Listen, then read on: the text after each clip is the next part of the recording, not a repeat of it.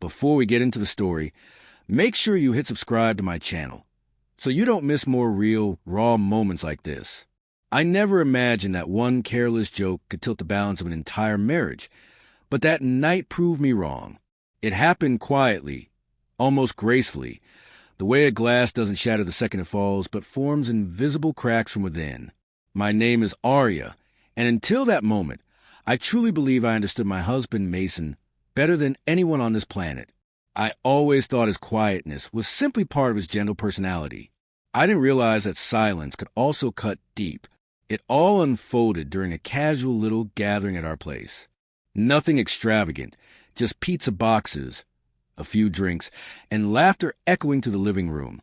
Lena was there too, and as usual, she leaned into her dramatic side, playfully teasing me about my gym trainer, the one she insisted had a crush on me. Caleb, tall, courteous, the kind of guy whose smile gives anyone a quick boost of confidence without even trying. I should have brushed the comment off, but I didn't. Instead, I played along. He probably does like me. I joked, lightly nudging Mason's arm. If Mason ever gets tired of me, at least I've got a backup plan. Everyone burst out laughing. Everyone except Mason. I didn't notice right away. The room was warm. Voices overlapped. The moment felt light. But when I finally looked at him, expecting at least a smirk or a raised brow, I saw nothing. Only a faint, practiced smile that never touched his eyes. And in that instant, I felt it, the first fracture.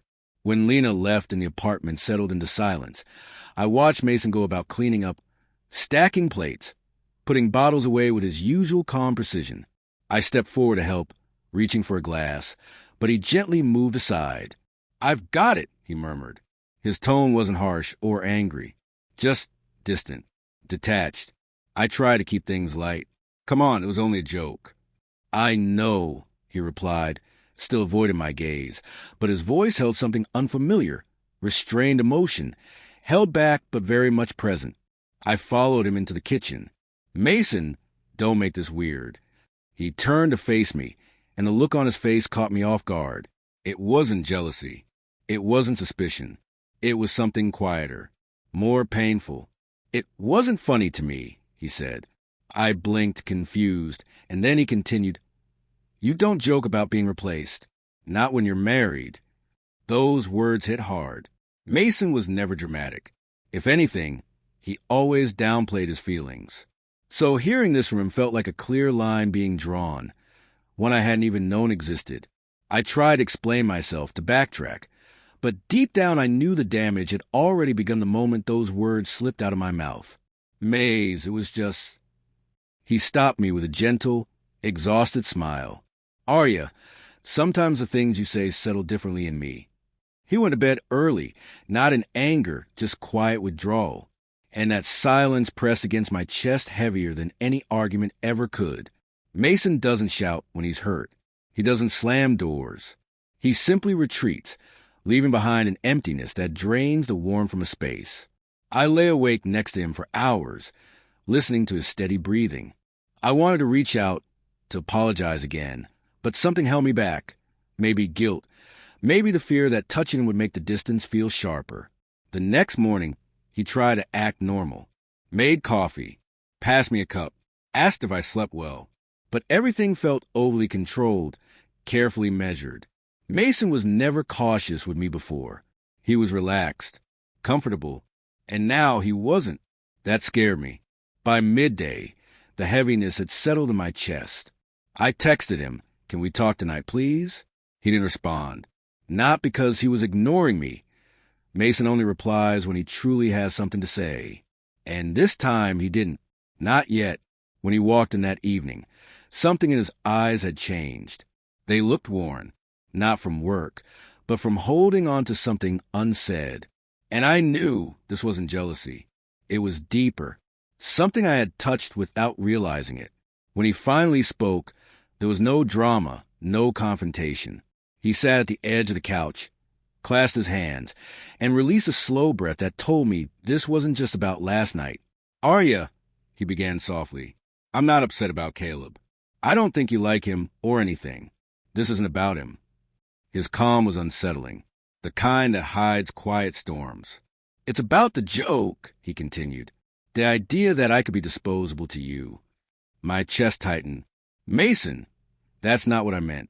You know that. He nodded slowly. I do. But sometimes what you know and what you feel don't line up. And there it was. Mason wasn't insecure. He wasn't afraid of losing me. But he was human. And I had turned something sacred into a punchline. The comfort of knowing he was enough.